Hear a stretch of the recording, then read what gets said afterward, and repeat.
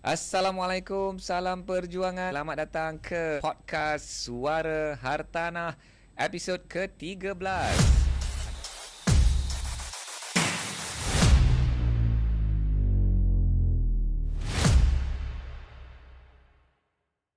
Anda bersama dengan saya Ahyad Ishak bersama dengan co-host tetap yang kacak bergaya, anak muda Azim Sulaiman. Ya. Okey, masih lagi anak muda? Masih boleh lah, masihlah anak muda seperti saya. Alhamdulillah, sama-sama. Gen Z Oh, begitulah Gen Z. Itulah zaman kita sekarang ni, zaman Gen Z. Okey. Dan Azim, hari ni podcast kita yang istimewa. Kenapa tu? Kerana kita kita dalam bulan Ramadan. Ya. So Azim, apa ucapan kepada sahabat-sahabat kita ni? So alhamdulillah ni hari yang Ketiga. Hari ketiga Ramadan, hari Khamis. So kita pun hari tu sempat mengucapkan selamat menyambut Ramadan kepada seluruh pendengar dan penonton setia podcast Suara Hartanah. So Ramadan Karim untuk semua. Ya, alhamdulillah. So kita doakan anda semua kita semua dikurniakan kekuatan kesihatan untuk menunaikan ibadah puasa. Alright. So sahabat-sahabat semua, saya nak ucapkan terima kasih kepada semua pendengar dan penonton. Dan kini podcast Suara Hartanah boleh di-stream dari Audio Plus, Spotify dan juga Apple Podcast. Wow. Ya, dan boleh tonton di YouTube. So thank you so much guys. So check it out. Ada orang kata podcast ni lagi best dengar dari YouTube. Dari Audio Plus, dari Spotify, dari Apple Podcast. Dia lagi sedap. Audio tak tahu. Katanya dia macam lagi feel dan kerana ini adalah setup untuk kita melayan audio. Tapi alang-alang kita pacak je lah kamera ni dan anda boleh tonton di YouTube dan anda boleh lihatlah kelibat anak muda Azim. Tambah lagi kita time jam ni bulan Ramadan ni dia punya jam boleh macam sekolah pun dah start balik. Sekolah start hari Isnin, puasa start hari Selasa dan traffic jamnya. Alhamdulillah banyak peluang untuk nak mendengar podcast. Okey. Tapi sebagai ibadah banyak peluang kita dapat pahala bersabar. So tahniah kepada sahabat yang sedang bersabar, menahan marah, menahan segala perasaan yang kurang baik itu. Bukan saja menahan lapar dan dahaga. Itulah puasa. So tahniah kepada semua. So kita nak masuk kepada topik kita yang pertama. Hari ni kita tengok berapa banyak topik yang kita nak kupas. Tapi ni nak cerita tentang Azim, lokasi hartanah yang hotspot. Wow, hotspot untuk dari segi apa? Banyak rental demand. Okey. So selalunya kalau kita cerita pasal hotspot, Azim terbayangkan apa? Of course kalau kita fikir untuk investment, hotspot dari segi banyak demand untuk sewa. Sewa bilik, contoh room rental ataupun sewa rumah. Okey. So bagaimana mereka ukur benda tu? Maknanya kalau ada website untuk sewa kan atau sewa bilik, dan kita boleh ukur permintaan tu dari segi maknanya siapa yang search kan? Search paling tinggi dan sebagainya. Dan bolehlah buat mungkin survey antara dengan ejen-ejen dan sebagainya. So kita boleh ukur lah hotspot. Betul. Saya juga ramai juga yang klasifikasikan hotspot ni sebagai kawasan yang kira top lah. Kalau invest kat situ mesti untung. Yang itu susah sikit nak ukur kan. Macam mana? Kena ketibas lah. Kena ketibas, betul. Kena ketiak basah, kena turun padang. Ada ramai penonton dan pendengar kita tak tahu apa maksud ketibas tu.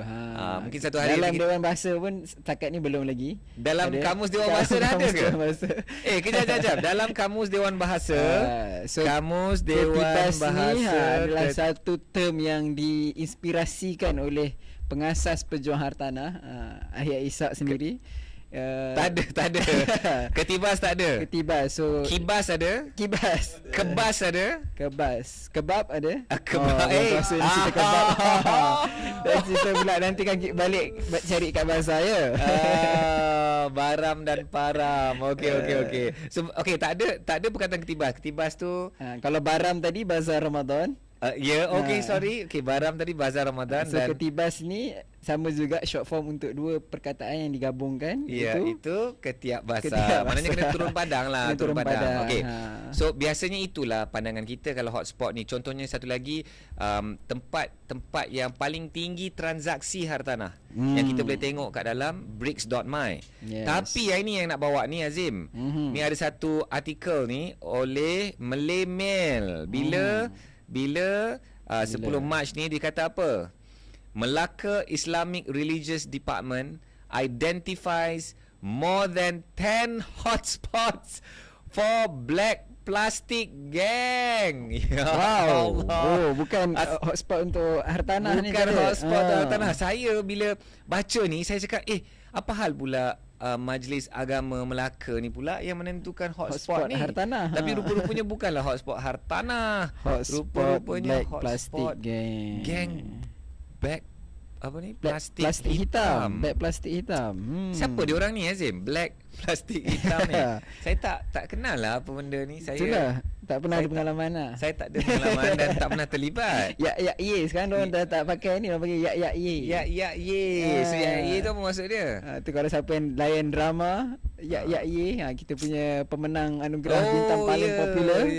Bel Nasri. Yang membawa watak ye tu. Okey, so ye dia terlibat ke dengan dia mungkin tidak, tapi itulah kaitannya. Maksudnya apa, geng plastik hitam ni adalah tidak berpuasa di bulan Ramadan. Aduh, geng-geng yang tidak tu berpuasa. Dia ada dalam ayat tu, ada dalam artikel tu. Black plastic bag gang those who skip fasting during Ramadan. Dia ada explanation lagi dalam kurungan. Okey, yang saya hampa dengan artikel ni, Azim. Saya hampa je. Dia tak senaraikan apa 10 tu. Saya nak tahulah di mana 10 lokasi tu. Untuk Azim, janganlah macam tu. Dia macam sebab kita nak mengelakkan lah kawasan tu.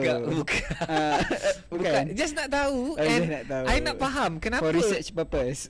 Thank you. For research purpose. Korang tak nak tahu ke, guys? Tak, kalau korang baca artikel ni, korang tak nak tahu ke 10 lokasi ni? Bukan every time dia tulis 10 hotspot for maybe dengue, 10 hotspot for banjir, 10 hotspot for tanah runtuh. Benda ni kan ada kesan kepada hartanah kan. Okeylah, I mean black plastic gang ni tak adalah kesan kepada hartanah kan. tapi I want to know. Okey, cuma Azim, saya pun buat research lah sikit. Tak jumpa 10 lokasi tu. Tapi saya jumpa artikel dari Metro 2 tahun yang lepas. Okey. 2 tahun yang lepas, betul ke? 2 tahun yang lepas. April 2022. Ini artikel dia. 9 lokasi geng plastik hitam dipantau, bukan Melaka, tapi Perlis. So kaki ponteng puasa di Perlis dikenal pasti di 3 lokasi hotspot baru. Ini ada spot lama, ada spot baru. Dan 6 lokasi port lama. So ada disebut lah senarai lokasi tu. Okey, yang ini dia sebut just generally sahaja. Di kawasan Pekan dan beberapa kampung di 3 daerah utama, Kangar, Arau dan Padang Besar. Dia tak sebut spesifik lah. Jadi dia menjaga aib kampung-kampung itu kan. I think betul. Betul. Okay, so I don't know you guys yang sedang mendengar di Audio Plus, Spotify atau di Apple Podcast, apa pendapat anda? Anda di mana 10 lokasi panas tu? Kalau anda tahu, tidak maksudnya anda terlibat dengan geng bag plastik hitam ni. But yeah, wouldn't you guys want to know?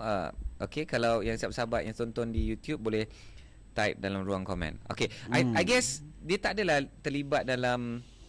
tidak terlibat dalam hartanah. Tapi I'm thinking, kalau saya dapat tahu 10 lokasi ni, saya pun nak masukkan dalam peta. Because bila bercerita pasal lokasi, Azim, you cannot talk about locations if you don't put it on maps. Okay, contohnya Azim terbayang satu lokasi apa? Bukan beg plastik hitam ni lah. I mean, terbayangkan satu lokasi hartanah. Lokasi hartanah. Just kat Malaysia. Ampang contoh. Ampang, okay. I give a tip Bila bercakap pasal Ampang, then kita nak kena faham lokasi tu dekat mana di peta. So selalunya Ahyat selalu pesan Azim, kita kena ada comparative method kan. Dalam hartanah ni memang kena comparative. Apa yang cantik, apa yang tak cantik. Apa yang bagus, apa yang tak bagus. Apa yang jauh, apa yang dekat. Dia semua kena comparative. Ada ukuran dia. Ada ukuran. So kalau kita cakap Ampang, dia tak ada makna Ampang. So another location contoh? Gombak. Okay, Gombak. Then we can start talking about hartanah. So Gombak kat mana, Ampang kat mana. Apa booster-booster kat Gombak, apa booster-booster kat Ampang. Berapa harga rumah teres kat Gombak, berapa harga rumah teres dekat Ampang. Berapa sewa ground floor shop lot dekat Seri Gombak tu yang tengah yang hot kan. And berapa sewa pula shop lot di sekitar Ampang. Ampang ni dia tak ada macam pusat bandar sangat. Dia quite dispersed. So barulah mudah nak bercakap pasal satu lokasi lah. Maybe itulah mungkin indirect kaitan Ahyat.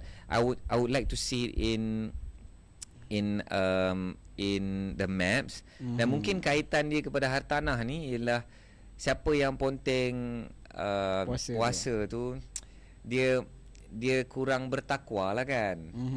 Bertakwa ni orang yang buat apa yang Allah suka dan hindari apa yang Allah tak suka. So bila kita tak beriman dan bertakwa ni, takut-takut kita tak dapat hartanah yang paling agung, iaitu hartanah di syurga. Itu dia punya kaitannya. Ya, semacam tazkirah duha lah kita kan pagi ni Alright, so itulah sedikit cerita tentang hotspot. Okay, now we're gonna go into something serious. Guys, yang ini serious. Okay, Azim. Oops, sekejap saya nak reshare. Okay, so tadi kita opening tadi kita macam santai-santai lah, topik yang santai. Tapi ini adalah satu pengumuman. Pengumuman raya? Bukan pengumuman raya lagi, pengumuman Ramadan dah, puasa. Tapi ini adalah pengumuman dari Lembaga Penilai, Pentaksir, Ejen Harta Tanah dan Pengurus Harta. LPPEH. Boleh tengok kat sini. Ini adalah, kalau ikutkan, ini adalah siri yang keempat tahun 2024, ditujukan kepada semua estate agents. Dan apakah dia? Nampak tu. Prohibition against demanding or obtaining referral fees from solicitors. Ejen hartanah ditegah, tidak dibenarkan untuk dapat atau minta atau dapat referral fee, macam commission untuk kita introduce daripada peguam. Benda ni benda ni memang agak kecoh. Tetapi bukan kali pertama benda ni kecoh. Dan rupa-rupanya benda ni dah lama dah dibangkitkan oleh BAR dan oleh the BAR, Persatuan Peguam ni. Mereka dah lama dah bangkitkan isu ini. Kerana dia semakin keterlaluan. Okey, macam ni Azim apa yang berlaku ialah, contohnya Ahyat ejen. Ahyat ejen, Azim peguam So saya dapat jual rumah. Rumah subsale contoh, dan saya jumpa Azim. Saya dapat jual rumah ni. Saya nak introduce lah saya punya customer ni buat agreement dengan Azim. So then Azim cakap, thank you lah Ahyat, bagi referral. Ni adalah sikit token, terima kasih lah support bisnes saya kan. Nah, I don't know, RM50. I don't know, maybe it started out that way lah kan, because it's a kind gesture. Betul. Kan orang support kita pun kadang-kadang macam raya kita belikan kuih raya. Kita selalu cakap kongsi rezeki lah. Kongsi rezeki. Okay. You support I support you. Oh shit. You support I support you. You scratch my back, I scratch your back lah, macam tu. Okay. Mungkin at the beginning tu dia mulalah macam tu. Faham? Tu lama kelamaan dia sudah jadi kompetitif. Okay. Azim, I ada kenal beberapa ejen, peguam. Dia bagi lagi tinggi. Dia pun bagi I 50. Lagi satu tu pun bagi 50. You takkan bagi 50 je. So you kenalah bagi I lebih. Barulah I nak terus support you. Dah Azim cakap because you nak business you terus, okay? So okay on. Okay lah ya. Okay ni RM55. Naik RM5. I don't know, maybe it started out that way. Then okay. Now it become really really crazy. Okay. Daripada apa yang saya kaji dan saya siasat, ada firma guaman yang siap buat macam award night kepada ejen untuk meraihkan ejen-ejen yang paling banyak bagi dia referral. Wow. Dan bukan sahaja itu, dia bagi award, dia bagi lagi trip. Dah jadi macam kita kat dalam takaful kan. Kita dapat achieve a certain KPI, so you dapat cash reward, you dapat trip. Dan dia dah menjadi terlalu keterlaluan pula. So is it, adakah maksud saya point dia, adakah bila dikeluarkan statement ni, kenyataan ni, adakah disebabkan benda tu illegal, maksudnya salah dari segi undang-undang, adakah kerana benda tu dianggap rasuah ke? Okay. So, saya sebut dalam bahasa Inggeris, as you are well aware, such actions are in contradiction of Rule 90 of the Valuers, Appraisers and Estate Agents Rules 1986 that prohibits a registered estate agent to accept from a third party any commission, fee, reward or other consideration on behalf of his client without the client's knowledge and written consent. So maksudnya klien tu kena tahu kalau ejen tu nak dapat. So kalau klien tahu berdasarkan rules 90 ni, boleh lah. Kan kalau ikut based on pemahaman saya. Okay. So Anis yang beli rumah. Anis beli rumah daripada saya. Lepas tu saya bagi tahu Anis, saya nak kenalkan you dengan Azim peguam ni untuk buat agreement semua, untuk buat agreement. Dan nanti saya akan dapat commission, dapat referral fee. Okay. Anis kata okey dah. Okey lah. Tak salah lah. So, apa perasaan Anis? Seriously, apa perasaan Anis kalau saya cakap macam tu? You agent lah. Saya agent. Hartanah. Saya jual you punya hartanah ke, you beli daripada saya ke, tapi saya referkan kepada peguam untuk buat agreement dan saya dapat saya dapat referral fees because you bayar legal fees tu, saya akan dapat referral fees. Kalau saya okey je. So Anis cakap di belakang tabir, tim teknikal, dia kata dia okey je. So nanti mungkin ada satu surat lah kan. Okay, I'm aware. Okay Anis, ni sign ni. Ni apa ni? Anis ni saya akan dapat referral lah sikit daripada peguam ni. Tapi you bayar berbelah ribu tau dengan peguam. So kalau I dapat, you tak ada nak tanya berapa I dapat ke apa. Tak. Kalau nak beritahu. Tapi you takkan tanya. You macam tak kisah, itu bahagian dia kot. So biasanya kalau you buat kerja, you bantu tu, kita akan okey. Okay. So Anis cakap apa macam ni?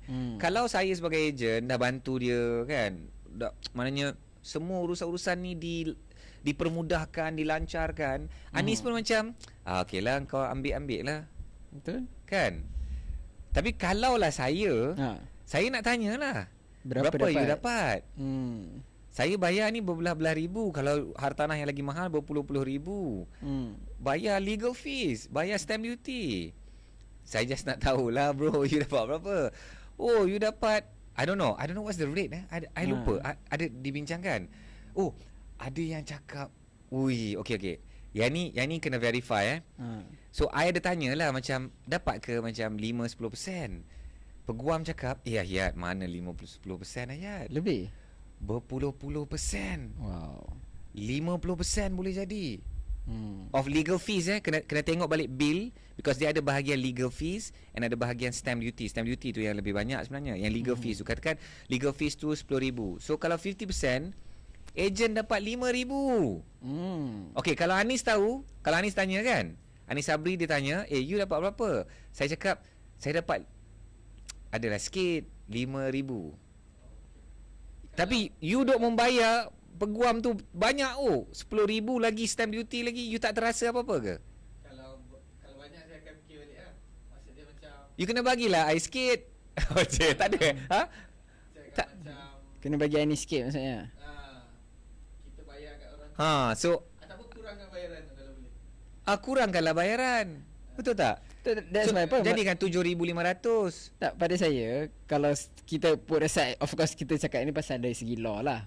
Jadi kalau kita put aside dari segi law, contohnya, so bila kalau contoh ayat tadi referkan saya ke Anis. Tapi kalau Anis ada preferred dia punya lawyer, dia dah kenal lawyer lain, dia tak nak pakai I, so for me tak ada problem, tu terpulang kat Anis lah. Oh, tak.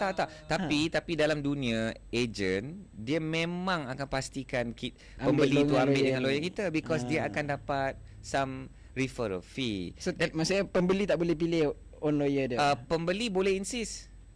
Boleh insist. Of course agent akan cakap maybe your lawyer tak familiar dengan location ni, dengan case-case macam ni, leasehold atau orang Melayu pula beli daripada orang Cina pula beli. So dia ada kata-kata dia lah. Yeah, but to tell you the truth, there's nothing, I mean if you really think about it, there's nothing really wrong lah. Betul. Kalau agent tu, because inilah kerja seorang agent hartanah. Dia jual rumah. Lepas tu kadang-kadang pemilik rumah dia akan tanya, saya nak renovate ni, you ada tak? Boleh tak referkan I kontraktor? Kontraktor tu pun ada juga oleh-oleh dia juga, betul. Token dia. That's my point. Then kalau you refer, contoh agent tu referkan kontraktor tu dekat pembeli tu pun, then pembeli tu pun atas kebijaksanaan dia lah. Kalau dia rasa harga ni mahal, try compare dengan kontraktor lain. Okay, kat situlah jadinya ini ceritanya yang sebenar apa yang sedang berlaku. Itu sebabnya legal fees ni dia tak standard. Ada firma yang sangat tinggi because nak kena menampung bayar referral fees ni. Itu sebabnya mungkin ialah LPPEH ni dia dah dia orang dah fikir jauh dah benda ni. Kalau benda ni tak dikawal, nanti dia akan jadi melampau. Which sekarang ni dikabarkan memang jadi melampau, sehingga ada pihak-pihak yang demand. You tak bagi I ni, I tak bagi you business. Dan dia dah menjadi satu beban pula kepada contohnya firma-firma kecil. Dia tak boleh compete dengan firma-firma besar yang boleh buat award, grand dinner dan sebagainya. Tapi kan interesting Azim, masa saya berfikir tentang isu ni, so saya ada WhatsApp lah dengan geng-geng peguam. Saya kata, bukan ke this is business? Betul kan? Kalau logik saya pun, saya berfikir macam tu. This is business. Dia bagi I business, dia support I meraihkan dia. Dia tak tahulah, dia bukan rasuah kan, dia macam is a project based kan. Tapi case macam ni dia macam token lah. Like I said before, I believe benda ni bermula dengan token of appreciation. Lama-lama dia jadi melampau, and then dia jadi tak terkawal. So ada grey area lah kat situ. Sampai bila ada grey yang lah area. At some point mungkin macam ayat cakap, starting point dia tu kita nak berkongsi rezeki kita as token. Tapi bila dah makin worse, dah makin melampau, demand apa semua tu yang merosakkan tu lah. Itulah. So instead of asalnya lawyer tu sendiri willingly nak bagi berapa, sekarang dah terbalik, agent pula demand dia nak berapa. Contoh I bagi contoh. Contohnya ada seorang kawan ni, dia bantu Ahyat. Dia bantu Ahyat untuk urusan sekolah anak kan. And benda tu memang dia tak perlu bantu pun, tapi dia bantu dan dia memudahkan urusan Ahyat kan. So then masa maybe puasa ke raya ke, I send him kurma kan satu ni, just to say thank you so much tau, hari tu you pernah tolong I kan. I mean it's a token of appreciation kan. Betul. So ialah benda-benda macam ni is token-token ni pun sebenarnya sensitif lah. Yang tu nak kena masuk pula topik SPRM. Betul. Yang mana akan dianggap sebagai token, mana yang mungkin dia katakan rasuah. Tapi dalam isu spesifik ni, isu antara ejen hartanah dan juga peguam, for me tak adalah timbul isu rasuah. Sebab dia bukan yang melibatkan macam contoh nak dapat projek government ke Okey, tender government. okey. So itu mungkin adalah kat Tapi situ. mungkin dari segi tafsir dan definisi rasuah itu, ini pun boleh dianggap because you want to get some jobs, then I promise you something. So benda ni dah jadi isu dan dah dikeluarkan secara rasmi, dan kita mendoakan benda ni terkawal kan. No, I give you another example yang macam tadi tu kan. Contohnya kawan kita tolong hantar kita ke airport kerana Grab tak dapat. Contoh tak dapat nak ambil Grab ke awal pagi. And then bila kita pergi South Korea, kita balik, kita belilah oleh-oleh dari South Korea, contoh kan. I mean that's token lah. It's a token lah kan. It's like you did something really helpful for me and I want to help you. So I guess, tapi bila melibatkan some business sense, then it becomes sensitive lah. Betul. So benda ni sensitif juga because ejen hartanah dia sedaya upaya nak maksimumkan whatever multiple sources of income yang dia boleh dapat. Pembeli nak tukar, nak pasang curtain, dia refer, dia ada dapat token daripada Tokil langsir. Kedai langsir. Dia apa tu, macam geng-geng Kowe pula. Mungkin geng Kowe dia JV dengan ejen hartanah.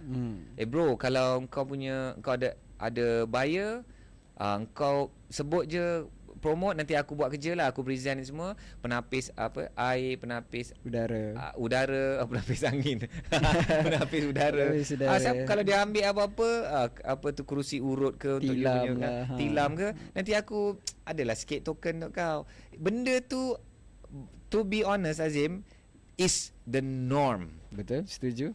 And saya pun tak pernah, bila mengenali gelanggang hartanah, saya pun tak pernah rasa benda tu salah. Tapi kalau dari segi urusan peguam dengan ejen ni, memang dari segi undang-undang memang salah. Because perenggan ketiga ni disebut, estate agents are to take note and observe the prohibition under the rule, failing which the board will not hesitate to take strict disciplinary action against the estate agents concerned. Yours faithfully, Pamela Mary Jerome Anthony. Ini Kak Long besar ni. Registrar Lembaga Penilai Pentaksir Ejen Harta Tanah dan Pengurus Harta. So I guess this is an ongoing issue. Kita mendoakan tidaklah keterlaluan, supaya sebenarnya one thing, supaya kos ni tidak transfer kepada pembeli. Betul. Pembeli pun dah semakin terseksa dan terbeban dengan kos rumah yang sangat-sangat tinggi, stamp duty hartanah yang sangat-sangat tinggi juga. Lepas tu ada pula kos-kos, dia dah terasa macam hidden cost kan. Charges, betul. Yeah, so I hope that this is terkawal and dia menguntungkan semualah. Win for the peguam, win for agent, win for pembeli atau penjual kan. Okay, cool. So that one was item number 2. Okay, isu nombor 3. Kita nak masuk terus isu nombor 3. Okay, kejap ini Azim. Azim, ada jerung, dia beli tanah bernilai 336,000, bukan 336 juta. Juta, 336 juta. 100,000 lah, juta. Okey. 336 ratus ribu. 336 juta. To juta. Build mixed use development. Okey. Okey. Okey, sebelum share ni, okey. Kalau saya sembang dengan Azim, tajuk macam ni, what plays in your mind? Dekat mana location dia? Okay. Exactly. So bila saya baca tajuk ni, of course siapa yang membeli is important, dah tahu. Jerung mana? Jerung mana, di mana, berapa harga, untuk apa. So tajuk ni, I tell you, The Edge Malaysia by Choi Yen Yao ni. Jarang saya nak sebut nama diorang. And ni berapa tarikhnya? Bismillah. 8 March. Thank you. Sign text to buy land in Kuala Selangor. for 336 million to build mixed use development. So saya kena tambah satu tanda soal kat belakang. Apa tu mixed use? I mean mixed use ni dia akan usually mixed use bermaksud Ada untuk dia ada semua elemen. Dia ada residential, commercial, industrial maybe. So maybe hospitality, maybe hospitals, maybe healthcare. So mixed use lah development. So saya pula tertanya, wow, if you say mixed use in Bangi, in Shah Alam or Ampang like you said, kita understand lah. why Kuala Selangor? Kuala Selangor ada ke demand tu nanti. So this, for me this title is incredible. Dan bagi saya dia terus bagi satu tanda tanya. Of course Sintex ni dia bukanlah pemaju kan. Dia Sintex ni plastik. Bayangkan ya tuan-tuan dan puan, plastik products manufacturer. Sintex Berhad. Diorang ni juga adalah pemaju hartanah. And diorang ni terkenal, reputasi diorang ni dalam industri is very good developer.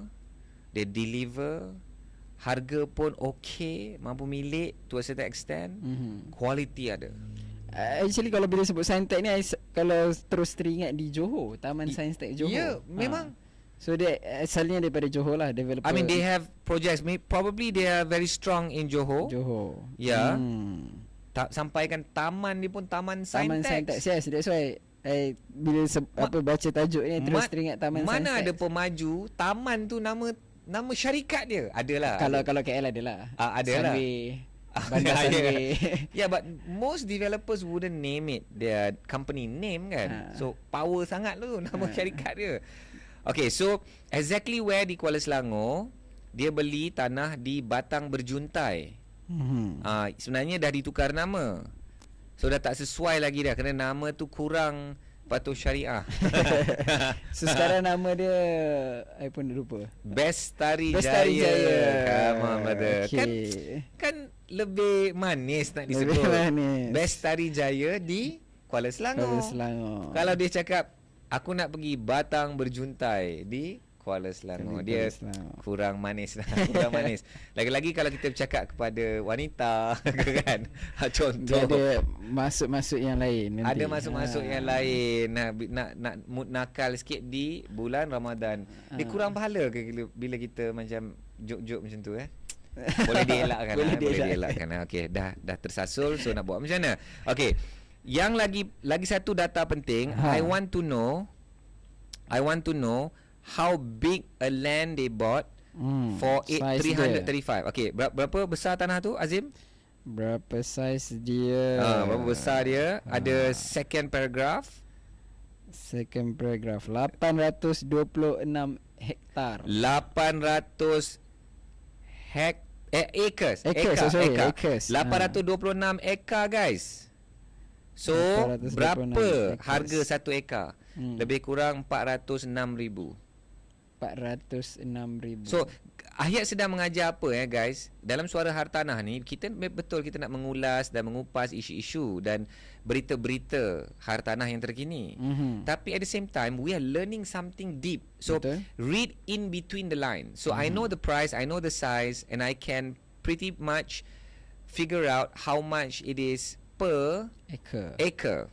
And 406,000. Yes. So okay. 1 acre is square feet. To be precise, 43,560 square feet. So saya akan bahagikan 43,560. So berapa sekaki persegi yang orang beli? RM9.30 sekaki persegi. PSF. Yeah, of course they are buying something huge lah kan. 800 plus acres. So kalau nak jual tanah 1 ekar, of course harga dia berbeza. But immediately kita dah tahu dah, oh Batang Berjuntai kalau beli tanah besar-besar macam tu, harga dia RM9.30 sekaki persegi, lebih kurang 400,000 seekar. So kita dah semakin bijak, betul tak guys? Betul. Kan Azim? At least because ramai orang akan baca ni macam tak nak baca dah. Baca tajuk ni, Sintex to buy land in Kuala Selangor for 336 million to build mixed use development. Kita pun rasa macam baguslah tu. Ni pemaju lagi lah ni. Pemaju untung buat apa aku nak baca pun. Tapi kita kalau minat pasal hartanah ni, and kita nak tahu apa yang sedang berlaku di pasaran hartanah, gelanggang hartanah, kita nak kena read in between the lines lah. Bedah lagi. Okay. So, saya pun nak tahu apa yang dia nak bina, Azim. So, Sintex ni, dia orang ni, okay, Sintex said, okay, the land bank expansion aligns with the group's objective to constructing more affordable homes, aiming to complete 50,000 such homes nationwide by 2028. 50,000. Which is another 5 years je kalau ikut tahun ini, ikut include sekali. Betul. Dia nak complete 50,000. Apa itu affordable homes? Yang itu boleh dibincangkan lanjut lah, berapa harga exactly. Betul. But diorang nak bina landed property. Diorang nak bina, tengok artikel yang perenggan yang kat atas ni, quality landed property. Quality landed property, bro, to the affordable property mass market in the medium to long term. And then dia ada sebut lah, selang satu perenggan dia ada sebut, on the proposed mixed-use development, the group said it is currently too preliminary to determine the exact total gross development value, development cost, expected commencement and completion dates of the project and the anticipated profit. So, because dia nak kena declare benda-benda ni, because dia listed, dia berhad kan. So, dia kena declare lah semua ni, dan bila dia tidak ada maklumat yang tepat, maka dia kena sebut lah benda-benda ni kita belum ada maklumat tempat lagi. Tepat lagi. Okay, so I want to pull out. Okay, stop share. I want to pull out. Okay, this is going to be fun. I want to pull out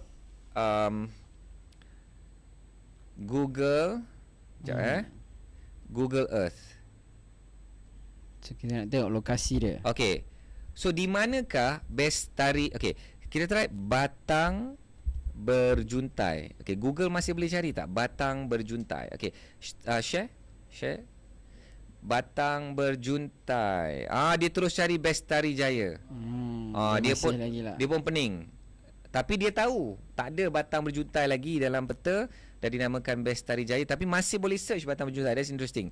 Okay, so you could see Batang Berjuntai. I think ada tim kita ni biasa dengan area ni.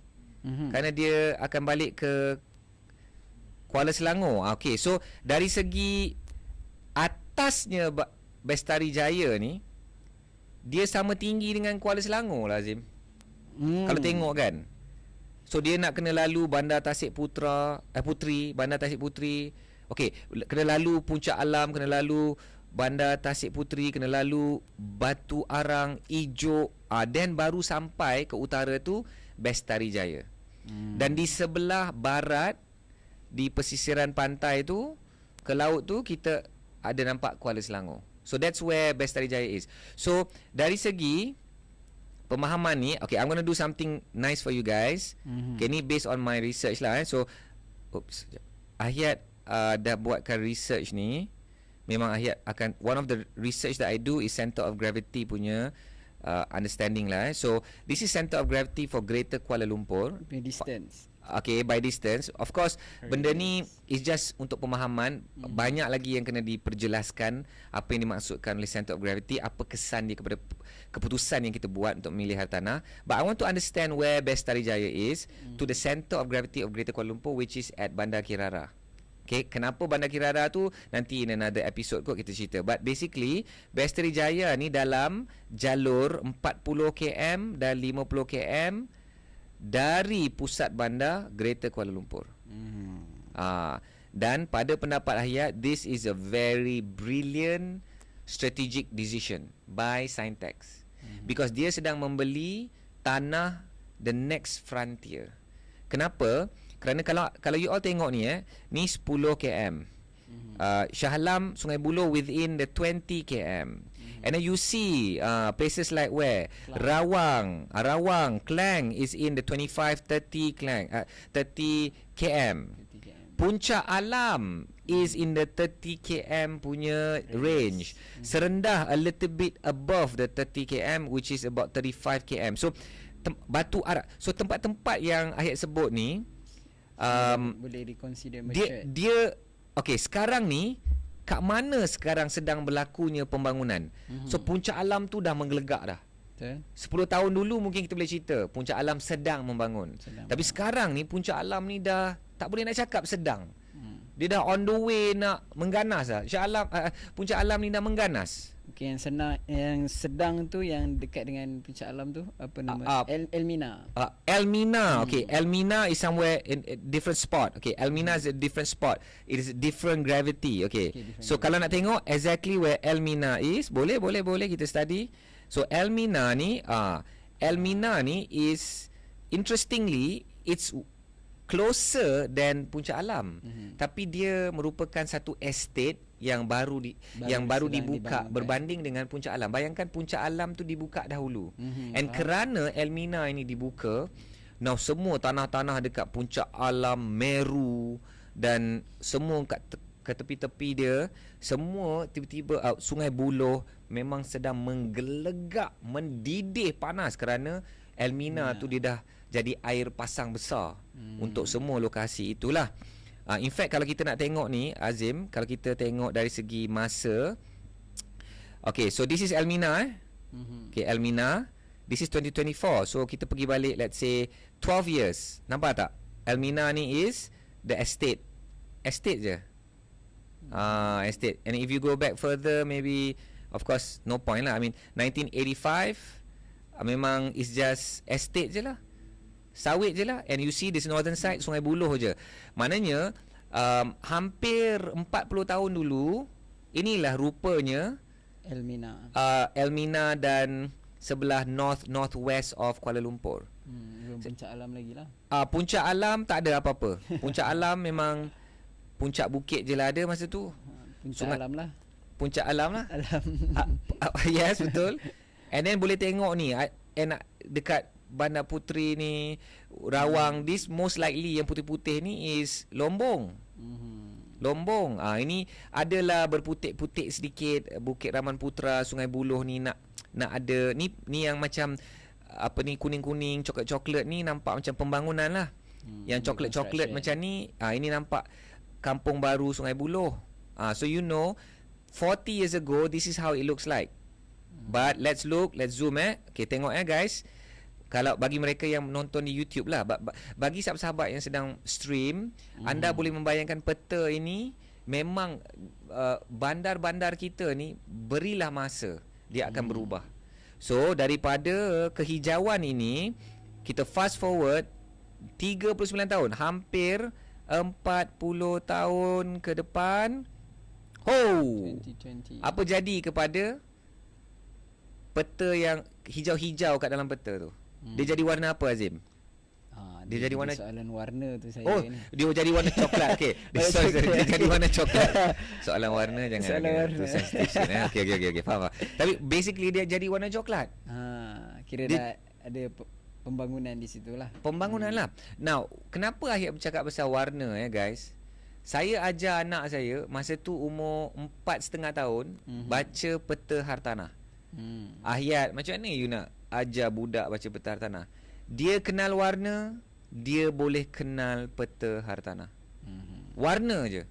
So apa yang hijau, apa yang kelabu, apa yang merah, apa yang purplish, apa yang yellowish, itu semua ada makna dia dalam peta hartanah yang dibuat oleh Mahaguru Peta lah, Ho Chin Soon Ho Chin Soon Research. So if you understand warna, you boleh understand peta and you boleh understand the growth of the city. So Bestari Jaya is that one location which is due for development. Dan masih hijau lagi lah kalau kita tengok. Masih hijau lagi, exactly. Di manakah exactly that 800 acres tu? Kita boleh tanya lah orang-orang tempatan, pasti dia orang akan tahulah, of course. Maybe orang-orang hartanah mungkin ada dengar-dengar, because siapa dapat jual tanah 800 ekar viral kot dalam kalangan geng dia. Oh, kau King Kong lah. Memang kau King Kong, makan besar. Memang raya betul lah tahun ni. Oh, memang raya lah. Tapi can you imagine the the whole process membeli tu mungkin akan selesai only in 2025. Yang dia boleh makan besar tu Raya tahun depan. raya tahun depan, betul. Yes. So of course benda ni akan ada tahu. Geng-geng hartanah akan ada tahu mana exactly location, but that's it. Ayat So mungkin ada ke tanah dekat sana? tanah ada dekat Batu Arang. Tanah Batu sawit. Arang. So tapi Batu Arang sebelah dia. Batu Arang ya. Before that. Dekat je daripada Bestari Jaya. Hmm. So guys, nampak tak apa yang Ahyat buat? Okay, stop share. Bila orang macam Ahyat, bila baca satu artikel yang sangat innocent, yang macam alah, artikel pasal pemaju, gempak kot kan, banyak duit diorang kaya kot, 336. But dalam otak Ahyat ni, I am gathering so much data, fakta, info. In fact guys, satu yang korang kena faham, kita nak beli rumah 336,000 Azim 336,000 lah. Kalau 300,000 lah. Kita nak beli rumah 300,000 pun kita kena fikir 10 kali kan. Mungkin 100 kali. Dah fikir 100 kali pun belum tentu lepas lagi. Kan? Jadi belum tentu boleh buat decision. Belum tentu lagi boleh buat decision. Sekarang ni diorang ni nak beli 300 tanah 300 juta. Berapa pula pulangan dia? Memang pemaju ni diorang untung banyak. Lepas tu rumah mahal, rakyat sengsara. Tapi yang nak membina rumah ni, nak beli tanah saja 336,000 juta. 336 juta. Nak membinanya lagi berapa juta? Dengan urusan nak menguruskan the project development dan sebagainya. Kita kena terima hakikat bahawa land development ni ialah satu ilmu yang sangat awesome. Betul. Dan siapa yang terlibat dalam land development ni memang diorang layaklah dapat duit besar. Because bayangkan, I terfikir macam mana diorang ni tanah ni dia boleh ratakan. Macam mana beratus-ratus ekar ni dia boleh rata? Lagi kalau kawasan bukit-bukit. Bukit-bukit ni macam mana dia potong bukit ni? Macam mana dia pastikan lereng ni tak jatuh? Macam mana dia boleh buat study soil dan sebagainya? Macam mana dia buat foundation? Macam mana dia buat kalau rumah tu straight je, tak ada yang sengit, tak ada yang apa. Kalau pemaju yang tak bagus lah, mungkin yes. Tapi pemaju-pemaju yang bagus ni, macam mana dia deal dengan pembekal. Pembekal tu macam mana pembekal ni dia boleh bekalkan, contohnya kalau simen, kalau paku, macam mana dia orang punya pengurusan cash flow. Memanglah dia orang ni untung besar, but susah dia pun susah besar, risiko dia pun risiko besar. Dan kita sebagai rakyat ni tak tercapai akal, dan kita hanya mudah untuk menyalahkan. Kan pemaju jual untung sangat, and then kita rakyat susah kan. But suddenly you appreciate kan. I don't know, kalau 300 juta nak beli tanah saja Azim, adakah ini dianggap sebagai jerung atau paus? Mungkin paus lah kot. Ni dah level paus kan. Yang dalam Jurassic Park cerita yang apa tu? Shark yang besar, paling besar kat dunia. Megalodon.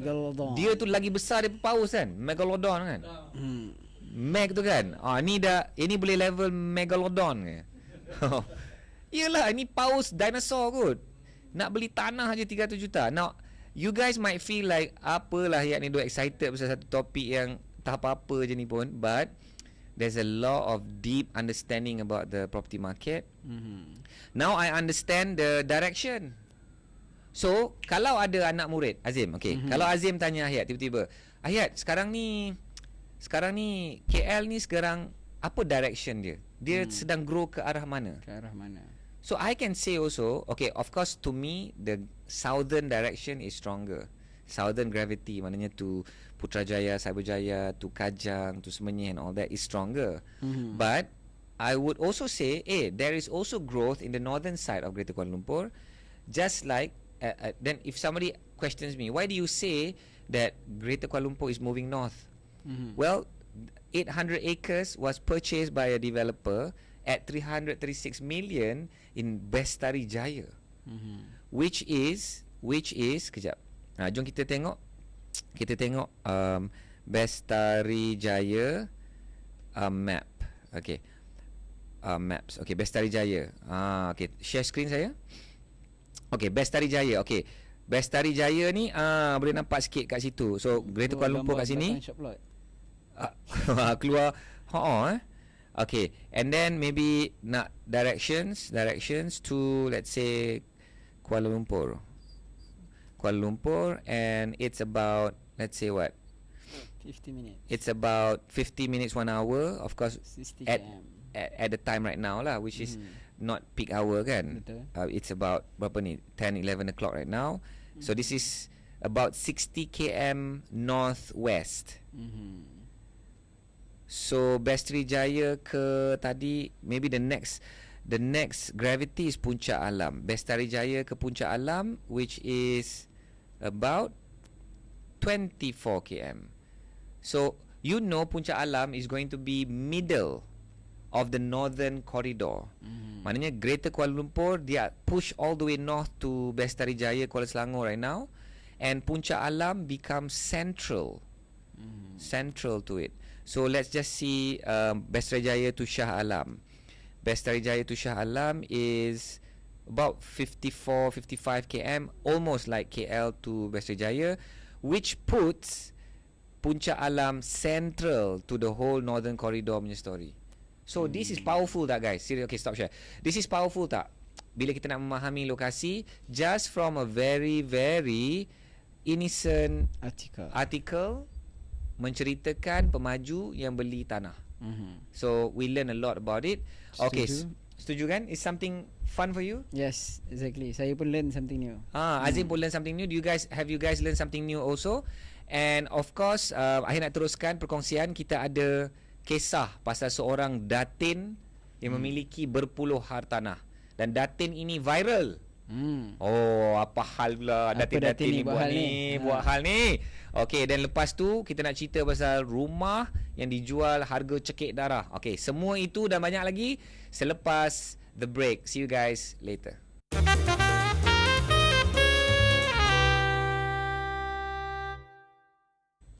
Okey, Assalamualaikum, salam perjuangan. Selamat kembali ke podcast Suara Hartanah episod ke-13. Azim, sebelum break tadi Akhir ada sebut apa topik yang kita nak bincangkan.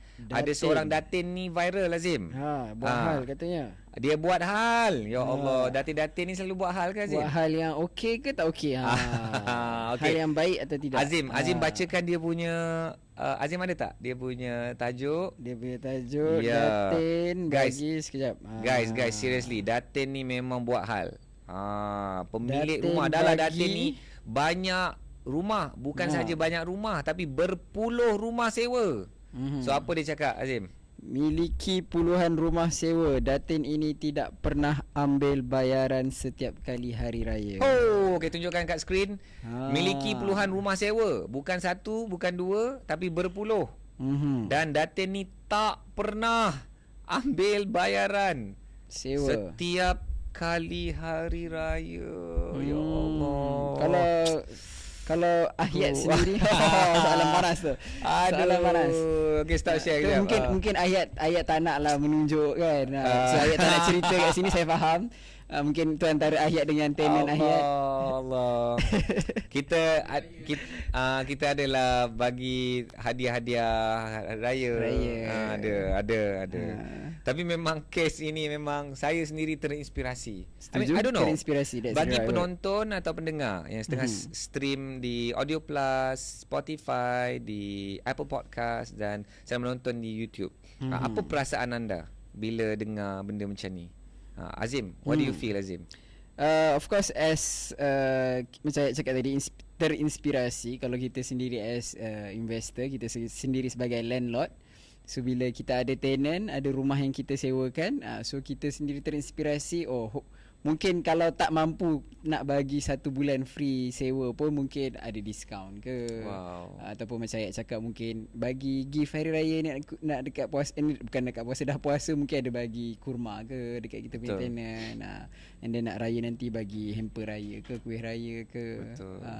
So rasa terinspirasi, rasa apa tu, overwhelmed dengan happy vibes kan. Dia macam good vibes, betul tak?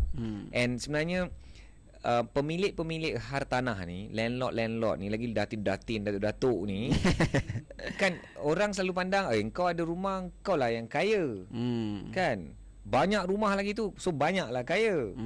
Dan kan ada juga yang berpandangan serong tentang geng-geng hartanah. Yang beli untuk menyewa ni. Dia ni geng-geng kapitalis. Yahudi yang zalim. Golongan berada yang menzalimi golongan yang tiada. Kan? So those kind of kata-kata masyarakat tu dia sangat pedih dan pedas kepada pemilik-pemilik rumah. And to a bigger part of the market is very unfair sebenarnya. Setuju. All that comments kan. I mean, you are a property owner juga, I am a property owner juga. But bila keluar ni Vocat keluarkan ni, it's so nice to hear lah kan. And of course yang viral ni dia kata dan diviralkan oleh tenant tu sendiri. Tenant tu bukan dia datin itu. Okey, apa tenant tu cakap, Azim? Seorang pengguna Facebook bernama Azniha Kamis telah berkongsi tentang kebaikan seorang pemilik rumah sewa yang mengecualikan pembayaran bulanan pada setiap kali bulan puasa dan hari raya. So means 2 bulan lah. 2 bulan. Bulan puasa dan bulan hari raya. Wow. So dia kongsikan di Facebook and dapat 4,000 likes, 745 comments. Dan dia screenshot ayat daripada apa ayat dia? Kan? Ayat ni jom men. Bacakan ayat ni. Tunjukkan dalam skrin juga. Yes. Assalamualaikum kepada penyewa rumah dan bilik saya. Untuk bulan ini dan bulan depan tiada dikenakan bayaran sewa. Bagi memberi laluan, awak semua membuat persiapan anak naik sekolah dan persiapan raya. Semoga Allah permudahkan urusan kita semua. Masya Allah. Seriously guys. Okay, stop share. Seriously, kita doakanlah Datin ni. Seriously ni memang for one thing, she has financial strength. 2 bulan, kalau katakan 20 rumah. 20 rumah kalau ambil satu rumah tu RM1,000 bayaran ke bank installment. Itu pun dah 20,000 sebulan nak bayar bank. Betul. Assuming she bought this with financing lah. Betul. Okay, 2 bulan 40,000. 40,000 tu dia cakap, tak apa, ini hadiah saya untuk semua. Masya Allah. So she has financial strength. So inspiration dia ialah, I want to be like that too. Betul. Setuju. Exactly. Do you have that feeling? Yes, betul. I want to be so rich so that I can bless others. Betul, so setuju. Allah punya rezeki ni, kita nak melalui kita ni, kita dapat menjadi asbab dia, penyampai dia, perantara dia. Dan itulah juga mungkin selalu yang ayat selalu cakap apa, bila kita cakap tentang jadi pelabur hartanah ni, investor hartanah ni. So ada setengah orang kan skeptical, especially untuk di kalangan orang kita, orang Melayu, orang Muslim ni, kata buat apa nak jadi pelabur hartanah, nak banyak hartanah, nak kaya raya ni, sepatutnya hidup sederhana. Masih lagi ada sometimes mindset macam tu. Betul. Sedangkan sepatutnya kita lah orang Islam ni kena jadi lebih kaya supaya lagi banyak yang kita boleh infakkan, kita boleh sedekahkan. 100% walaupun orang cakap tak payah nak tunggu kaya pun, boleh je derma, boleh je sedekah, tak perlu nak tunggu kaya. Betul, exactly saya setuju juga. Tapi of course kalau kita ada RM100,000 contoh, so kita boleh sedekah RM100,000. Kalau kita ada RM100, kita boleh cuma sedekah RM100. Wow, so lagi banyak 100. Yang kita ada, lagi banyak lah yang kita boleh berkongsi rezeki. Bagus Azim, cara Azim nak sampaikan tu. Kita ada 100, kita boleh berinfak. Kita ada 100,000, kita boleh berinfak. Kita ada 100 juta, lagi banyak lah kita boleh berinfak. So itulah yang sepatutnya kita kejar. Betul. Dan kita pun nak kena berjaya di dunia dan akhirat. Dan kita nak berjaya di akhirat. Kita nak syurga. Itulah kejayaan yang sebenar. Itu akhirnya itu sahaja yang bermakna. Betul. Dalam hidup kita ni. Tapi sebelum nak pergi akhirat tu, kita mesti melalui dunia. Betul. Macam mana tu? So kita kena jadikanlah dunia ini ladang akhirat kita, di mana kita boleh berusaha dan menyemai kebaikan dan menyampaikan kebaikan. But seriously, I don't know, this is such an incredible sharing by Vocat. Dan masih anonymous lagi Datin tu siapa? Masih anonymous Tak tahu siapa Datin ni. Yang ni edisi siasat, geng-geng siasat ni, yang ni benda-benda macam ni dia orang tak siasat Itulah tak ada lagi netizen berjaya mencari mencari siapakah identiti Datin tersebut. Identiti dah dipadamkan. Kalau dia tengok kan ni kat sini dia padamkan nama WhatsApp status pula tu. Ni WhatsApp status ni kan? Betul. WhatsApp status. Datin ni dahsyat. Dia letak terus kat WhatsApp status. Dah. Ni Datin ni cakap apa? Ini bukan sahaja message untuk penyewa-penyewa aku. Ini untuk sahabat-sahabat aku yang lain tu juga, yang pemilik-pemilik hartanah yang lain juga. Tolonglah ikut aku sebagai dakwah. Dan kalaulah niat dia betul-betul ikhlas, dan saya yakin ini ikhlas, bayangkan dia punya pahala dapat berdakwah benda ni. Dan bayangkan ada pemilik rumah yang lain yang terasa macam, okay, I have that financial strength. I think I can give a waiver at least 1 month ke. Bayangkan kebaikan itu dicetus oleh kebaikan dia. Betul. Of course lah dia ada overriding pahala tu kan. I mean, I don't know how it really works, but kerana kita mengajak orang lain untuk kebaikan. Betul. Dan inilah yang kita kena war-warkan. Guys, ni pada pendapat Ahyat lah surah Fatir kan, surah Fatir ayat 35. Betul ke? Surah Fatir ayat 35. Okey, jom kita keluarkan surah Wabashir. Surah Fatir 35, betul ke? Okey. So this is something that we should talk about juga. Surah Fatir. Okey. Bukan. Sekejap Sekejap. Ayat 29 Sekejap okey, ayat 29. Okey, surah surah Fatir tu surah ke-35. Okey. Tapi ayat dia 29. Okey. So ininya bunyinya, pre-share. Okey. Sesungguhnya orang-orang yang selalu membaca kitab Allah. 1. Nombor 2, dan tetap mendirikan sembahyang. Dan nombor 3, serta mendermakan dari apa yang kami kurniakan kepada mereka. Dengar secara first, bersembunyi atau secara terbuka. Mereka dengan amalan yang demikian mengharapkan sejenis perniagaan yang tidak akan mengalami kerugian. Dahsyat tak Azim? Yang ni kita belajar surah ni, ayat ini daripada pentadabbur tersohor Ustaz Fazrul. Dan sebenarnya lan tabur ni, sahabat-sahabat semua kat hujung ni, lan tabur bermaksud tidak mungkin rugi. Beza tak? You tak akan rugi, atau you tak mungkin rugi. Yang mana lagi power? Tak mungkin. Tak mungkin tu maknanya Allah dah janji tijaratal lan tabur, maknanya perniagaan yang tak mungkin rugi. So kalau kita nak perniagaan yang tak mungkin rugi, dia ada kena buat 3 benda. 3 benda. Yang pertama, kena selalu apa? Bukan sahaja membaca kitab Allah, tapi selalu baca kitab Allah. Lagi-lagi ni bulan Quran diturunkan, bulan Ramadan. Bacalah sebanyak yang mungkin.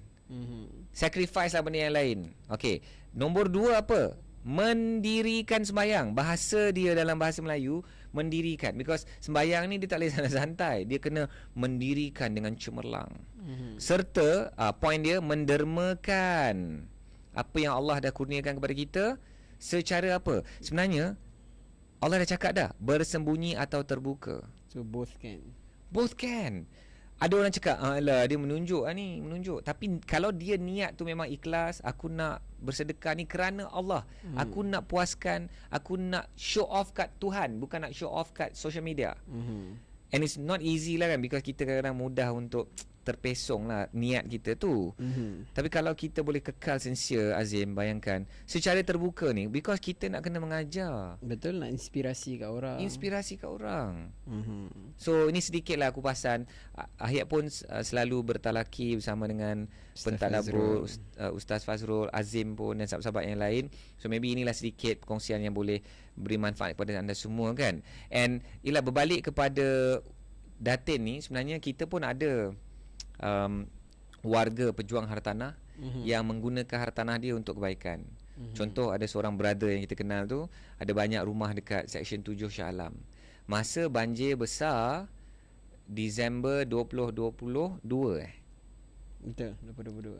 Disember 2022, bukan 2021 banjir besar 2021 Disember, ujung tahun. dekat kan air naik like crazy masa tu kat Shah Alam. Shah Alam di apa Seri Muda. Seri Muda especially.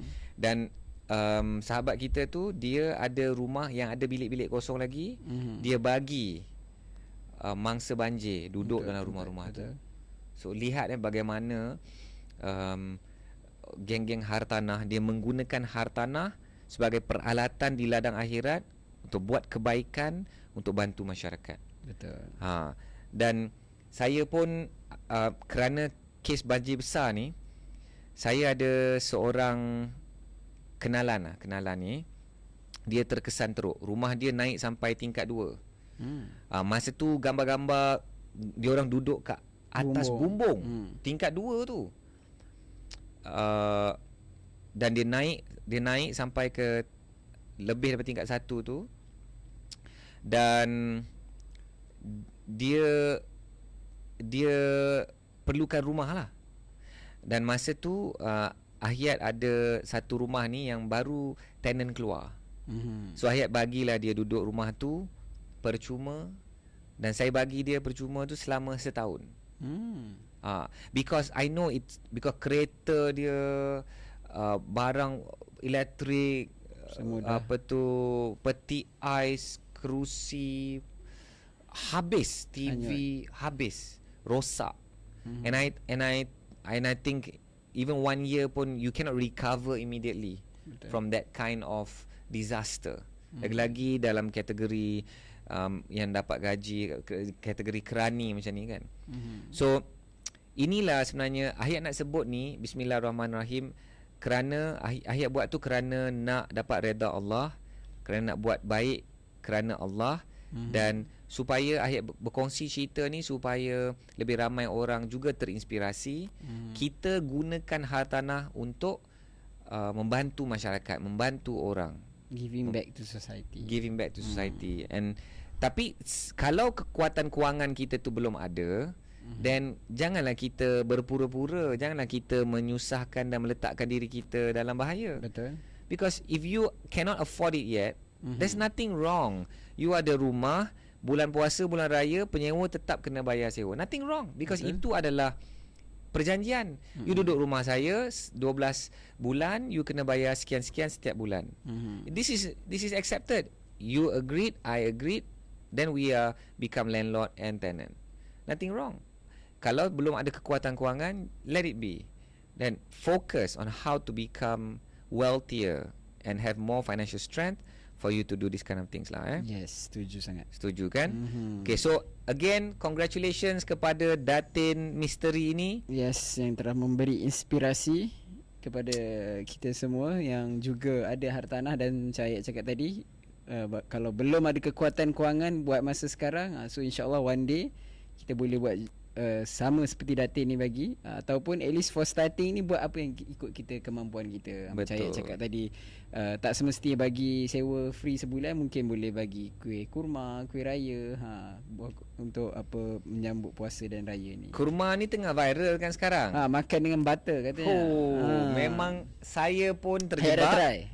Because my wife tiba-tiba tanya, anak, Armin, bring me butter and butter knife. Okay, I'm like, I tengok pinggan dia tak ada roti. Okay, I didn't get it yet. Then, Ayat tak tahu lagi benda tu viral. Ayat dah tahu benda tu viral, but I didn't know my wife want to try it. Okay. Then dia, because we always have a Tupperware of kurma. Then dia buka kurma. Oh, then I said, okay, let me try also. Memang with salted butter. Ya Allah, ni tengah terliur-liur gila, sedap kan? Anis Sabri, serius kan? Sedap gila. Okay, I tried it with Ajwa. Ajwa memang superb. Dia dah jadi macam satu dessert baru. So Azim, okay, saya cari. Azim dah pernah try tak? Tidak, unfortunately saya tak makan kurma. Would you try? Mungkin boleh bila ada butter tu boleh di-try. Okey, tunjuk ni. Untuk sahabat-sahabat kita. Tu dia. Kurma butter bawa lebih banyak apa tu rezeki. Ya Allah Azim. Ya Allah, nampak tu Anis Sabri. Ada yang satu tu viral saya tengok dekat Yang ni dia dekat letak lawak kot. apa? Satu butter cup tu tapi kurma satu je. Cakap macam ni ke? Bukan. Melampau. Yelah, tengok ni. Ya Allah, sirap limau ni melampau. Butter dia sama banyak dengan kurma. Sama besar Yo, ada yang dia macam gabung letak macam-macam kacang kan. Ya Allah, memang seriously guys, semua orang wajib. Yang ini memang yang viral semasa ni memang level melampau lah. Yang ini butter dia lagi besar dari kurma. La ilaha illallah. Tiba-tiba terasa lapar. Inilah mencari masalah di bulan Ramadan. Alright. So guys, the next topic. Tadi ni Datin ni viral. Benda yang baik. Azim ni dah bongkar kan benda yang baik. So, yang lepas ni dia macam kurang baik ke? Dia kurang baik lah. Azim, saya bacakan ke? Okey, boleh. Cekik darah dan tidak berbaloi. Iklan sewa rumah PPR berharga 1,400 sebulan buat netizen terkejut. Dia bayar sewa tu PPR berapa? Mungkin PPR ni dia ada dua actually, yang sewa dan yang outright purchase kan. Beli. So mungkin dia ni dah beli, so kita berbaik sangka. Kalau dia ni sewa, lepas tu dia sewa semula 1,400 sebab dia pergi kelas sublet. Tadi bukan berjual tanah pergi kelas sublet sebab kita tak ajar ilmu macam ni. Thank you. Azim dia dalam nakal dia cover balik. Kerana dia tetap nak nakal, so dia cover je terus. Yes, this is too bad lah, because kalau you sewa is maybe 200 or 300 ringgit. Katakanlah 300 ringgit. Ini berapa kali lipat ni Azim? Ini baru betul Yahudi. And nak tengok gambar keyahudian dia. Keyahudian dia. Tengok tu. Sewa kosong. Aduh, memang ini marah kalau Yahudi kan. tengok pun orang geling kepala kan. Yahudi pun cakap aku pun tak buat kerja ini macam harga ni. Melayu lah ni. So di manakah lokasi ni? So you would expect this location to be really panas lah. Kat kawasan KL. Perumahan KL. Pantai Permai. So this is like hardcore. I mean, Kuala Lumpur you can reach, Bangsa, I mean PJ kan. Pantai dalam You could expect lah kan. But I don't know. I mean, dia siap tunjuk gambar kan memang kosong. Dan Ahyat pun memang yang untuk yang ni Ahyat pun tak research macam mana sewa yang lain. But I'm thinking maybe it's around this price lah, sewa-sewa dia kan. And even more, maybe more expensive. And seriously, ini pemilik rumah punya hal. Dia nak sewa 1,400 ke 2,400 ke, dia nak sewa 14,000 sekalipun, suka hati dia lah. Tapi ada ke orang nak sewa? Okey, contoh kan. Okey, saya nak sewakan PPR dekat Pantai Permai, RM14,000 sebulan. Memang orang maki lah. Kalau saya tak nak buang energi maki dia. Saya akan cakap, okey, you akan terimalah padahnya. 14,000 tahun pun you takkan boleh sewa. Contoh kan. Siapa yang nak menyewa? Yang nak menyewa? So market akan ajar orang-orang macam ni. That's why student Ahyat kadang-kadang dia nak beli hartanah. Okey Ahyat, saya nak beli kat sini. Saya boleh sewa berapa rental yield? Oh, kat sini rental yield boleh 12%. Saya macam, woi, 12% Tengok-tengok data. Dia tentukan sewa yang dia nak letakkan supaya dia dapat 12%. Mana boleh? You kena ikut kalau market. Tentu kalau lagi tinggi. Dia letaklah tinggi melampau. Yalah, macam tu why 12%, letaklah 20%. Betul juga kan? Sebab dia yang tetap kan. So kita kadang-kadang nak kena what's the word berpijak di bumi yang nyata. Kena realistik. Realistik, betul. Kalau kat situ rumah teres boleh sewa 1,800 je max. Mana boleh you nak letak 3,500? Cuma itulah, I setuju macam saya cakap tadi, dari segi market tu yang akan mengajar orang yang Okay. macam ni. Cuma the problem is kalau ada orang yang sanggup bayar. Macam kes ni saya bagi contoh tadi 14,000 mungkinlah takkan ada okay lah, exaggerate. Exaggerate sangat. Tapi kalau 1,400 ni katakanlah ada orang yang willing to pay. 1,400. So for me itu yang akan menyebabkan benda tu akhirnya akan jadi macam kata norm lah, satu benda yang normal. Sama juga macam macam sekarang tengah baru beberapa hari kita puasa ni. So ada yang viral jugalah dekat Sokmed tentang harga makanan. Harga makanan yang melampau-lampau. Dulu katanya murtabak dulu harga dia sebelum 3 hari sebelum puasa, waktu jual dekat pasar malam harga dia RM7. Tapi bila masuk dekat bazar Ramadan 3 hari kemudiannya jadi RM9, naik RM2. So itu okey lagi lah dari segi kenaikan tu mungkin tak begitu kita tahu, tapi dari segi macam nasi dengan ayam sampai RM20 satu set nasi ayam, nasi dengan ayam, lauk nasi dengan lauk ayam dengan nasi. So itu pun sedap kan. So itulah maksudnya point dia orang cakap ada yang akan kata kalau tengok dia punya dari segi portion dia dengan saiz ayam, portion nasi, orang kata okey lah tu dengan harga RM20. Tapi ada yang cakap apa mahal lah tu, walaupun portion ayam besar macam tu ada je yang jual RM10, tapi kenapa dia jual RM20? So benda tu akan macam tu lah. Maksudnya at some point ada market yang akan mengajar, market yang akan menentukan dan mengajar. Okay, look at this, share my screen. So memang banyak media yang sedang melaporkan. Okay, Cosmo, harga juadah mahal, bazar Ramadan lengang. I don't know, ni dah baru hari kedua, dah lepas 2 hari. Ayat tak sempat lah pergi Param lagi, because isteri sedang seronok mencuba menu-menu, memberi kejutan. Dia siapkan yang saya nak, okay macam ni, stop share kejap. Saya nak ucapkan terima kasih kepada KA, Khairul Aming, kerana dia macam-macam isteri saya siapkan. Air yang tembikai dengan laici tu, ya Allah. Sampai Hero tu, tempat yang I pergi tu nak beli kat Hero, Pasar Raya Hero, kosong bahan-bahan yang itu every time. Khairul Aming factor the phenomenal. Sama juga tahun lepas dahsyat So dahsyat. Tak tahu apa kaitan dia dengan hartanah, tapi kaitan dia dengan pekedai yang menyewa hartanah. Kedai-kedai yang menyewa hartanah, barang dia orang habis dijual. Nak kaitkan juga dengan hartanah. Barang dia habis dijual kerana KA punya TikTok video yang pendek tu je. Hey, what's up guys? Hari ni kita nak ni, dengan cara dia begitu bersahaja tu, I think anak I minta repeat tu. So apa lagi menu yang your wife dah yang cuba? Daging dengan telur dadar kat bawah tu. Ya Allah, patutnya untuk sahur katanya. Tapi berbuka puasa kita terus on, sahur repeat lagi. Memang so hari-hari new menu lah. My wife dia tengah macam mana balik, itulah ya Allah para isteri. Ya Allah, itulah Allah hadirkan isteri-isteri ni. Dia pun bekerja. Zaman sekarang guys, isteri pun bekerja tau zaman sekarang. Betul. Dia pun mencari nafkah, kita pun mencari nafkah, kita bawa income balik rumah, dia pun bawa income balik rumah. Tapi dia balik rumah, rush balik rumah tu 1.5 jam my wife daripada bangsa. Lepas tu masak lagi maknanya 6 sampai hampir maghrib tu dia masih masak. Masa 1 jam lebih 20 minit tu dia tak sempat nak mandi sebelum nak buka puasa. Kita orang anak-anak dah buat macam-macam aktiviti. Kerja saya main dengan anak-anak lah kan.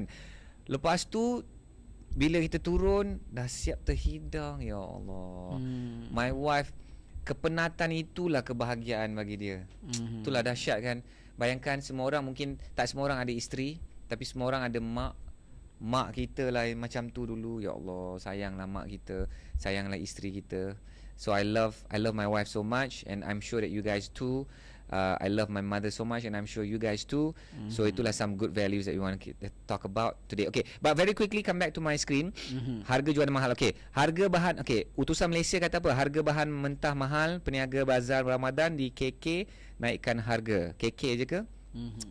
Harian Metro, harga naik 20%. NST Online, food items at Ramadan Bazaars cost more this year. So macam-macam lah cerita dia. Kenapa kita cerita pasal bazar Ramadan ni, Azim? kita kaitkan tadi dengan dengan kos rumah ni lah, rumah yang cekik darah ni katanya. Sebab bila ayat cakap tadi dari segi market yang akan mengajar. Ya, So, itulah. tapi bila ada orang yang macam point dia bila harga barang macam kat bazar ni mahal, tapi bila orang anggap benda tu normal, orang tetap membeli, so akhirnya harga tu tetap harga gitulah.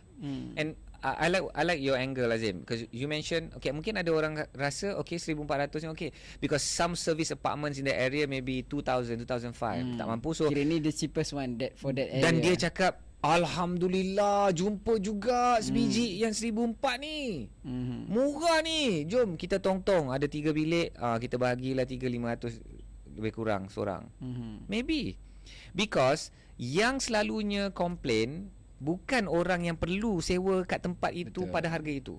Yang selalu yang bagi komen-komen nakal ni ialah orang-orang yang tak perlu pun duduk kat situ, tak perlu pun menyewa rumah itu. Sama juga kes yang macam subletters. Bilik master RM1,700 sebulan. Full complete. Fully furnished. Ada yang siap dengan TV, aircon. Astro. Oh tu baku sangat tadi tu. Astro. Okey, Astro. Lepas tu aircon of course, dan katil yang tilam yang bagus ni semua kan. Orang yang sewa 1,700 tu, dia orang langsung tak komplain. Malah dia orang sangat happy dengan landlord macam tu. So itulah cerita dia. Okay. So guys, alright. Itu sajalah yang kita nak kongsikan hari ini. So that's the last. Itulah cerita yang kita nak kongsikan. 2 cerita yang viral tu. Minggu depan kita ada cerita lagi. Satu cerita yang paling mengejutkan minggu depan. Yang ini saya nak bawa lah ke minggu depan tentang Sitos. Sitos di Saman. And this is something really really big. Betul. To me. Because if this is a precedence case, so orang-orang lain macam mana? Boleh bawa kes yang sama juga. So it's very shocking, and dia sangat melibatkan geng-geng yang nak beli hartanah because dia melibatkan kita punya scoring kewangan. But I just want to Alhamdulillah hari ni kita dah kupas 5 topik ni, Alhamdulillah, bersama dengan Azim Sulaiman. So kita sambung minggu depan dalam edisi episod yang ke-14. So Azim, I think anything you want to share maybe about Ramadan or some insights maybe on kewangan, tips yang terakhir, maybe something that they can get benefit from. Okay, before tips tu, I just nak sentuh sikit pasal artikel tadi, last point untuk PPR tu. Oh, PPR ada lagi, okey. Tak, sebab sebelum ni kita pernah kupas juga isu yang pasal dekat Melaka kalau tak silap, yang dia buat restriction untuk dari segi rumah PPR tak boleh disewakan tu. Ada kita kupas satu topik tu. Yes. So for me, point dia adalah bila berlaku benda macam ni, kalau PPR ni disalahgunakan, maksudnya disewakan dengan harga yang terlampau mahal, walaupun saya cakap mungkin ada orang yang sanggup nak bayar harga tersebut. So itulah yang akan merosakkan industri hartanah ni. Dan macam ayat cakap, ada yang apa orang kata, pandangan nakal yang kata pelabur hartanah ni kapitalis, nak ambil untung. Sebab macam inilah, bila kita salah gunakan PPR yang sepatutnya untuk membantu golongan yang sepatutnya perlukan benda tersebut. So itulah patutnya untuk pelabur-pelabur hartanah ni, kita perlu elakkanlah benda-benda macam ni, untuk supaya tidak dianggap kita nak menzalimi ataupun menganiaya hak orang yang sepatutnya. Betul, setujulah. And mungkin kat situ pun yang viral, yang orang kecam kan. But most likely this one dia dah beli rumah ni. So we don't know the real story. Betul. Tapi just nak bangkitkan isu ni, at least we can discuss it and lebih sedar tentang apa yang sedang berlaku. So PPR 1,400 not worth it, but in terms of location maybe it's worth it. That's the best choice, the next best choice. In fact, contohnya macam kalau ada companies, syarikat kawalan keselamatan, dia dapat job kat situ, dia kena mengawal bangunan-bangunan yang besar-besar ni. So pengawal dia nak sewa kat mana? Sewa jauh-jauh pula, nanti Kang perjalanan kan tak Lagi sampai pula cost kan. lagi mahal dan Cost, thank you, sebagainya. cost lagi mahal. So might as well dia cari, okay ada ni 1,400, okay lah kita letak lah 2 orang setiap bilik, 6 orang. So cost dia lebih kurang 250 satu kepala, 200 orang untuk kos nak asramakan dia, memberikan asrama, and dia dapat solution. So yalah, benda ni it's hard to say is it right or wrong, nak letakkan pada apa-apa harga pun, but maknanya kalau you kecam, maknanya you rasa you tak sesuai lah untuk you. And for some people maybe dia orang perlukan. Betul. Right? Okay, Azim, any financial tips sempena Ramadan ni dan nak bersiap untuk hari raya? Okay, Okay. so just apa yang tips saya nak kongsi ni very simple, dan ini saya sendiri buat balik tahun ni. Okay. Setelah lama saya sendiri tak buat. Oh. Which is waktu zaman belajar dulu, saya ingat waktu zaman study dulu, kalau dekat Twitter waktu tu Farah Fauzana, apa DJ bekas DJ Hot FM, sekarang masih DJ FM lagi. Baru masuk balik. So Farah dia selalu Fauzana buat ni, ni tak ingat. pergi bazar kempen RM5 waktu dulu lah, waktu I study. Sekarang kalau Kempen RM5, RM5. maksudnya setiap kali pergi bazar you bawa RM5 saja. So you sharekan dengan RM5 tu apa you boleh beli. So nanti waktu tu zaman Twitter lah kan. So time tu diorang share lah apa yang dengan RM5 tu, apa yang diorang berjaya beli dengan harga RM5. Dapatlah nasi lauk ayam dengan air ke that time. Sekarang memang tak dapat lah. Okay. Azim, so you're saying we should do that lah this Ramadan? So kali ni dah dua hari kita berpuasa, dan Okay. 2 kali saya ke bazar. Okay. Saya bawa RM20. Dan memang walaupun of course ada QR code, tapi saya tak gunakan phone saya untuk menggunakan QR. Macam mana menggiurkan pun you. Yes. So first day alhamdulillah berjaya, RM20 tu memang habis lah. Okay, Tapi- apa Azim dapat? Saya dapat beli, first day tu saya dapat beli air Balang teh, ke apa? Air balang, air teh tu RM5. Fuh. Lepas tu beli kuih Seri Muka Oh, Seri Muka. Kuih Seri Muka. Kuih talam bukan Seri Muka, kuih talam. Kuih talam. Okay, talam Okay, dua lepas muka. tu Okay. yang tu RM5 juga I think. So dah RM10. Lepas tu apa lagi I beli? I pun dah lupa dah. Tapi habis RM20 tu lah. Habis lauk lah, RM9. you makan ada beli macam nasi ke apa ke? Tak, just beli Buka puasa kuih. yang pertama. Kuih sebab main food dah masak kat rumah. Aduh, So just main beli food dah lauk masak kat tambah. rumah. RM20 is just like kuih-kuih untuk the family. Betul. Cukup lah kuih-kuih untuk family RM20. Cukup RM20 tu. Okay, so- saya menghabiskan RM20 tu. Azim, you lah start the thread. Start lah. Petang ni you tulis. Boleh. What do you call it? The RM20 challenge Boleh. RM20 challenge. RM20 challenge Bazar Ramadan. Bazar Ramadan. Apa you boleh beli? So semalam saya bawa RM10 sebab saya tak ada cash RM20. So saya bawa Okay. RM10. So, So terpaksa guna QR code RM5. So RM15. oh, RM15. Still below. Okay, and still lauk utama dah ada kat rumah because you Betul still lah. So semalam pun just beli kuih juga.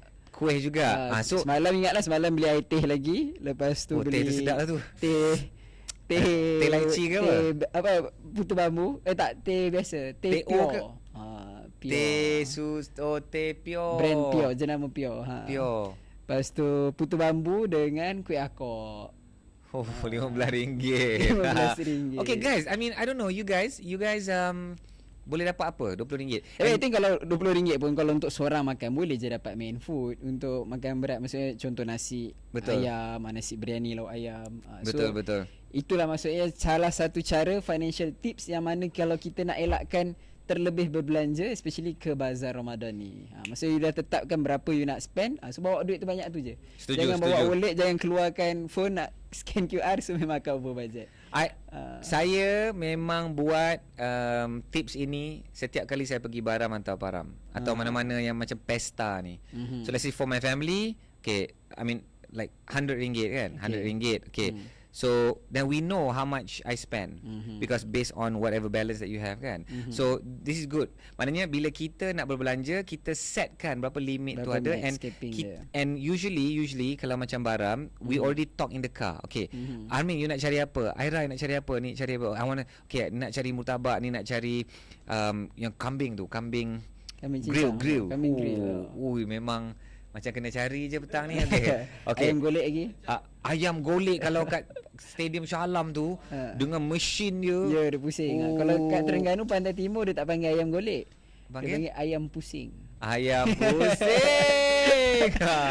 Okey, so itulah antara tips untuk bulan raya. Bulan Ramadan ni dan Okey, bulan raya Ramadan, untuk okey. persiapan raya macam Hayat cakap tadi, of course sama juga dari segi kalau bazar tadi kita letakkan limit berapa yang kita nak spend. Dari segi untuk persiapan raya kita buat senarai berapa yang kita nak beli. Contoh baju Melayu berapa pasang. Seorang nak sepasang, kalau ada 5 orang anak, so seorang sepasang ke, seorang 2 pasang ke, so dah buat bajet. And of course dengan harga sekali lah berapa maksimum kita letak satu pasang Wow. tu. And cost tu memang jadi ribu. Betul. Kalau untuk orang yang ada Hayat dah habis dah 3 shopping orang baju anak. raya? I don't know. I think Belum I lagi think lah. Kita orang dah berapa tahun dah recycle je baju raya. Oh really? Oh, I mean sorry, me. Okay, My wife and my kids Diorang beli, beli. diorang beli. Tapi tak sedondon ke?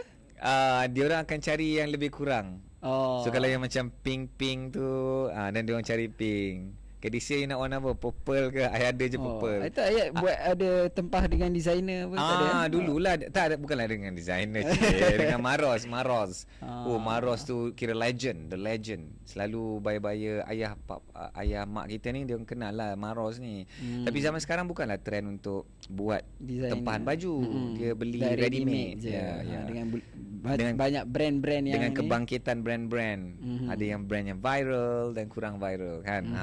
Okey, so itulah sedikit tips di hujungnya tentang kewangan di bulan puasa. I don't know, maybe we should have a segment just khas untuk kewangan lah, maybe but boleh. yeah, so sehingga kita berjumpa dalam episod yang seterusnya, episod ke-14 minggu depan insya-Allah. Sehingga itu, Assalamualaikum warahmatullahi wabarakatuh. Selamat berjuang.